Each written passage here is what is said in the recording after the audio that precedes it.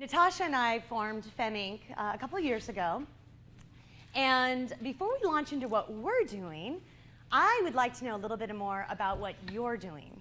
So first of all, if you identify with any of these statements, raise your hand. This is my first startup. I'm working on my second startup. Third startup. Fourth startup. Fifth startup. All right, so this is my fifth startup, and thank you. So, ladies and gentlemen, I am a serial entrepreneur.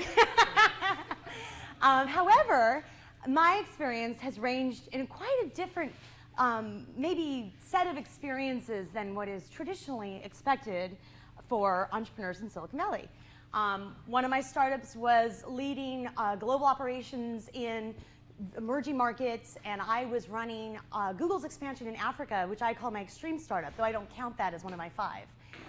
And it was basically helping set up business operations, infrastructure, partner ecosystems in places like East, West, and Southern Africa.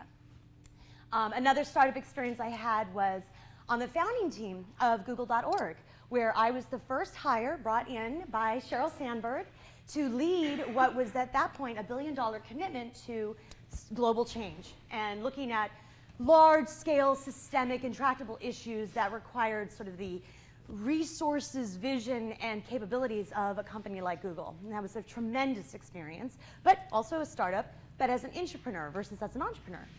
Another startup company, IndiePlay, I co-founded and was president, and it was the world's first cloud-based rights management system. We sold to Discovery in about 1.5 years. So pretty big range. One of my favorites was working at Hotwire, which was a phenomenal experience. One of the best startup teams I've ever been involved in. I was early days, I wasn't a co-founder, but truly learned a lot about what it means to create a great company culture right from the outset from that incredible team. So with that, I'd like to hand it over to Natasha to give a little bit of an introduction about her. This is like, unlike Rachel, this is my very first startup. I'm an engineer, I like building things. And to be honest, I had never really seen myself as an entrepreneur. So when I met Rachel and our third co-founder, Meghna, we were talking about building something with really high impact and very cool technology. And when I met the two of them, I actually fell in love with both of them.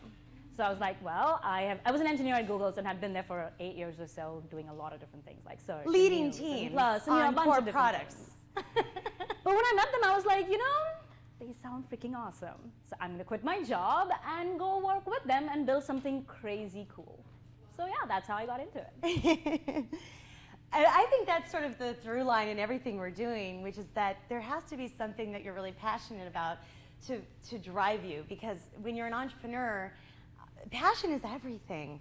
So what we've done is we're basically bridging the worlds of technology and impact. And when we think about impact, we think about it maybe in a slightly different way. So what we have here is what we're doing, which is building the next generation video discovery platform.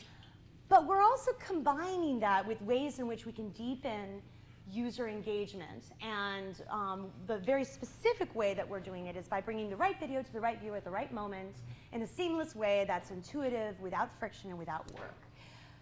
But at this point, I'd like to go back to you. How many people here are focused on ventures and ideas for ventures that have technology right at the core? Okay. And how many of you are thinking about ventures that are considering, let's say, making the world a better place? Is that why they call you heroes? Well, you know, at FEM Inc. we'd call you sheroes. So, but you're basically it. That is exactly how we're thinking about it too. It's how do you bridge innovation and technology solutions with this more fundamental and deeper impact that you'd like to see in the world. And when we thought about impact, we really want it to be empowering for end users, whatever we might build. We also want to be able to measure it and really think about how does one measure, particularly when you're looking at systemic change, large-scale, longer-term change, and what indicators might help you track your progress along the way. And we're thinking about every aspect of company formation, starting with company culture and the DNA that you create early on that can help then enable all of these other things. So this is who we are. And Meghna, actually, I should talk about her a little bit since she's not here today. And it really is the three of us. It's the three-legged stool. I mean, we all need each other, and we complement and balance each other out in a lot of ways. I prefer trifecta to the stool. Like, I do not want Yeah, that actually, to be we do our use the logo. word trifecta all the time. You are correct. So Meghna is a neuroscientist, behavioral economist. She got her PhD from Caltech, and she did a lot of pioneering research in understanding how do people respond to entertainment content, and also how might we think differently about the way in which content resonates with people. And this actually became very fundamental to the technology that we built, and I'll explain why in a minute. Actually, I also want to give some context on that.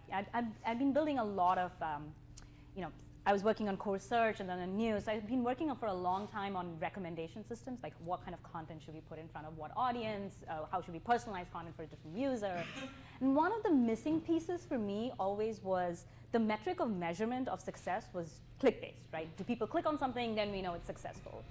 There was no further work being done on understanding, okay, and then how does that drive retention? How does this tie into longer-term impact versus the immediate impact?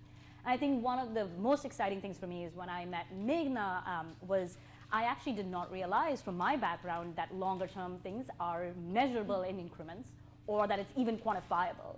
But coming from her neuroscience and psychology background, she could really translate that into a framework that we could measure and have an impact in the digital space. I think for me that was the most exciting thing. I mean, also working with a neuroeconomist and a person who's seen all types of media tech was a great draw. But I think the core technology we're building was also a big reason for me to be like, this is where I want to be. Okay, nice. Yeah, and well, actually to that point, we get asked all the time, why are we called FEM Inc.? And if you look at who we are, you know, it is kind of rare to have an all-female tech founding team, which it shouldn't be rare, actually.